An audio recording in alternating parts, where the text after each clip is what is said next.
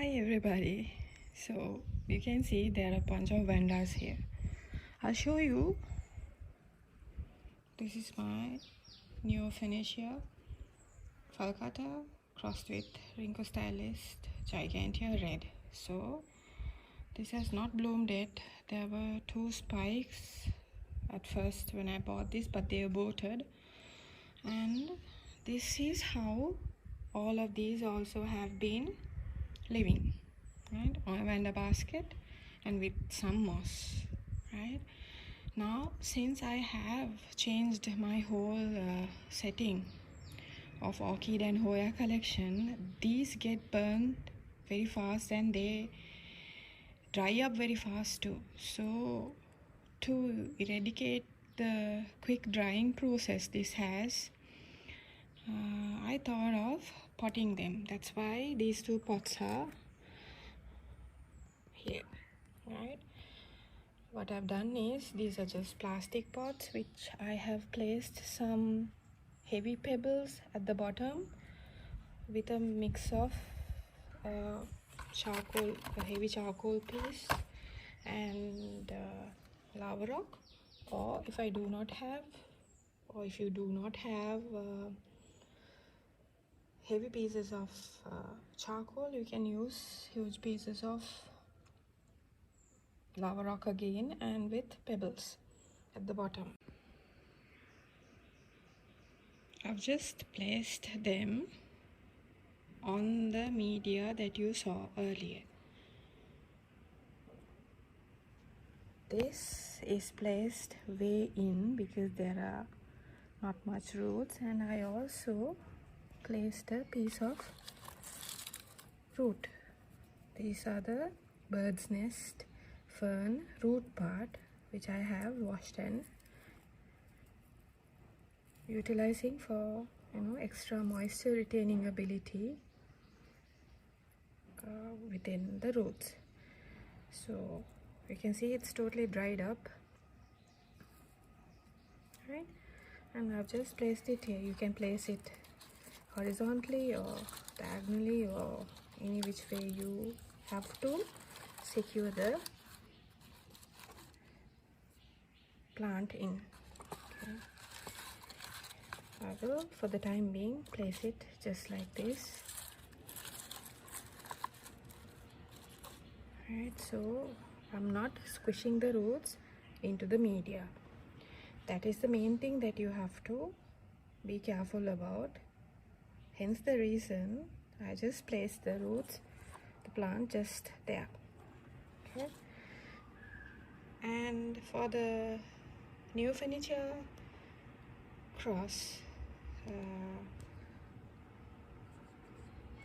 you can see that there are much more roots than I expected, because all were growing inside the fern root. One root has gone inside, so I'll just leave it like this, right? And I also managed to insert the aerial root also, but here I will not use any more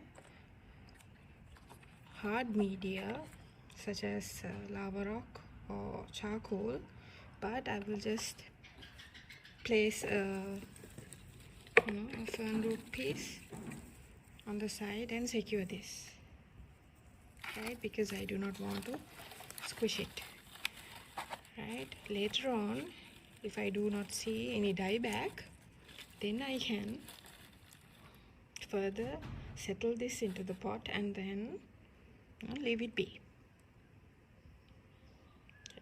Or else I can take off any dying roots also and then place it back in the pot.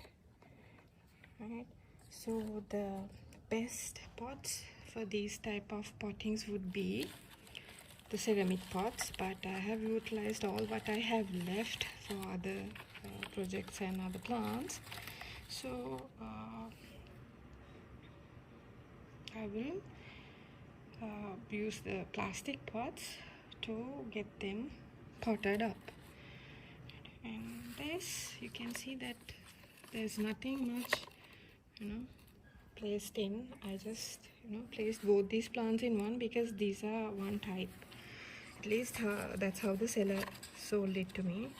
So I will do the same, right? But here I can add a bit more media into this, like a piece of lava rock here, just to further secure this, because you have to secure your plant. If your plant is secure only, you can just further cover up with the fern root parts, so the moisture retaining ability is there, and you do not have to hold your hose or any type of spray much longer. You can just even pour water onto this or fertilizer onto this, and just since these are moisture absorbent, a huge amount of water will be on this, but equally this will dry out within a day. So daily waterings would be enough. So here this piece is quite chunky, right? Okay. I can go ahead and just insert this and call it a day too, right? But for extra good measurement, I should be able to, I have to actually, I think it's best I place a piece of lava rock here. This is the final product.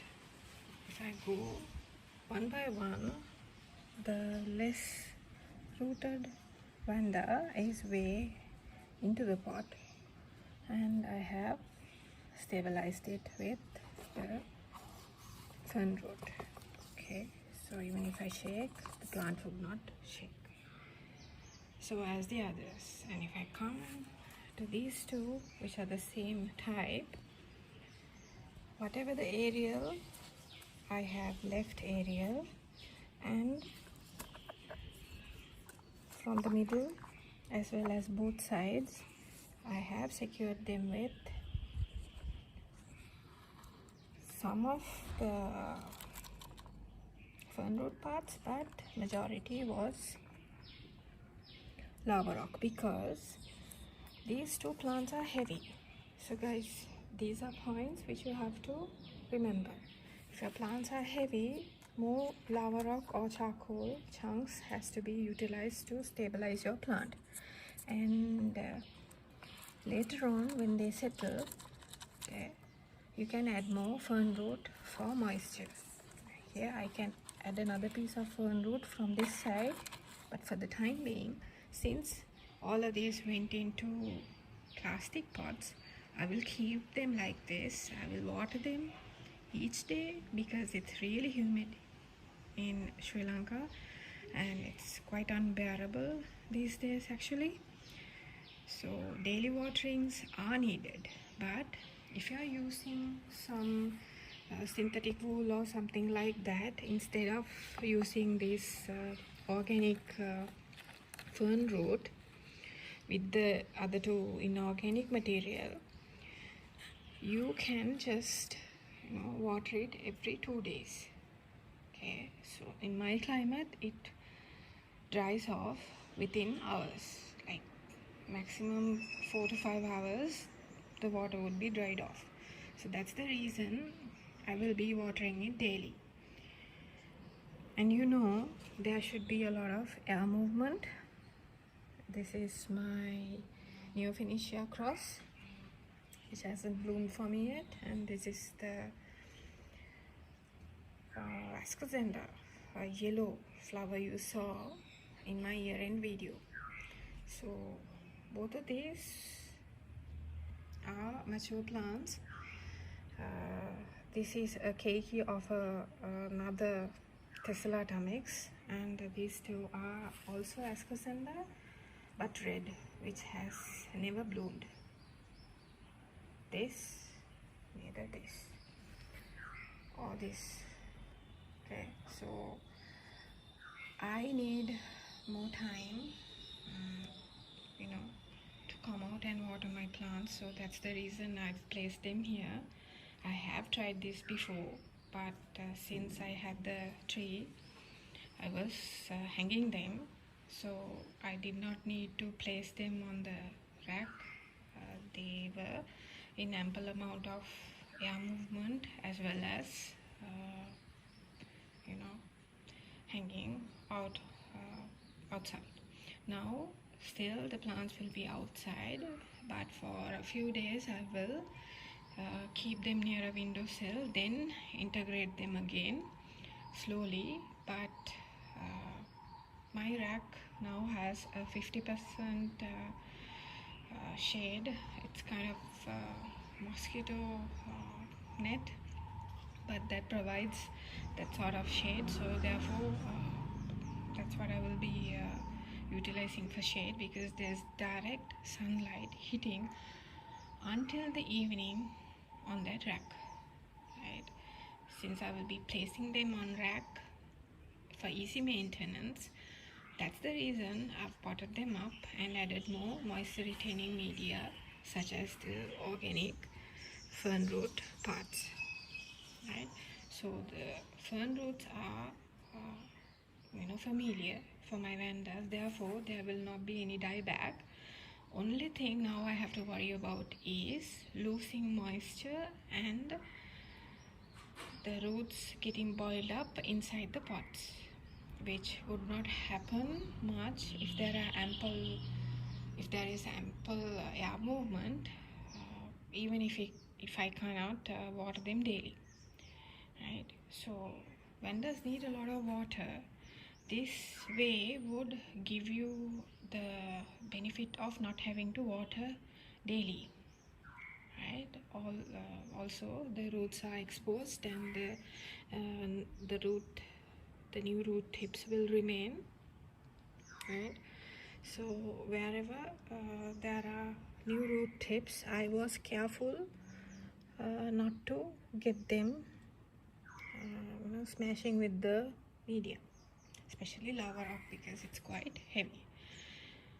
That wraps up the repotting video for these vandas, and I will again post another video on the updates.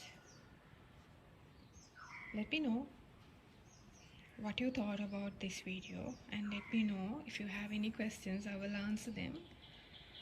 Until my next video, thank you guys for watching, and have a blessed week.